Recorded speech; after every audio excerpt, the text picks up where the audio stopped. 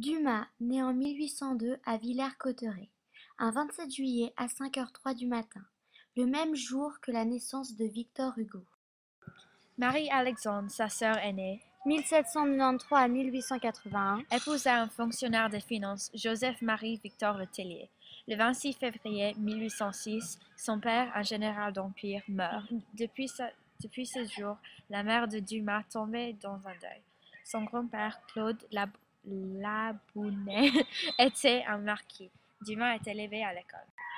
Dès ses 20 ans, le général Foy remarque son écriture et le fait embaucher dans les bureaux du duc d'Orléans.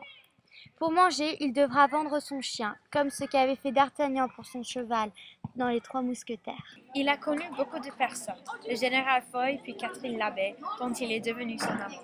C'était sa voisine de palier, la lingère. Leur liaison était le fruit d'Alexandre Dumas fils, qu'il ne reconnaît pas. Catherine Labbé, 1793 à 1868. Il a aussi connu les mousquetaires parce qu'il en avait fait partie. Ligny, Nerval et Delacroix. Puis Adolphe de Levant a été la personne avec qui Dumas a voyagé jusqu'à Paris. Et Talma était un acteur dont il fait la connaissance.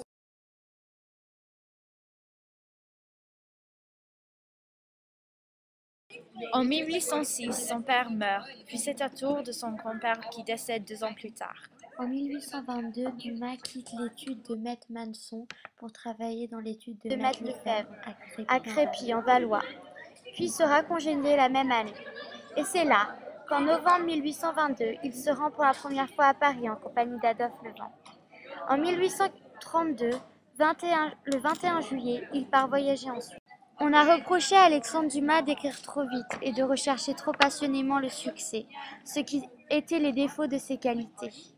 Il devient mousquetaire en 1830 à 1848. Les œuvres les plus connues d'Alexandre Dumas furent La Reine Margot, Les Trois Mousquetaires, Le Vicomte de Bragelonne, Le Comte de Monte-Cristo, Le Vicomte de Saint-Hermine, Georges et La Dame de Montsoreau.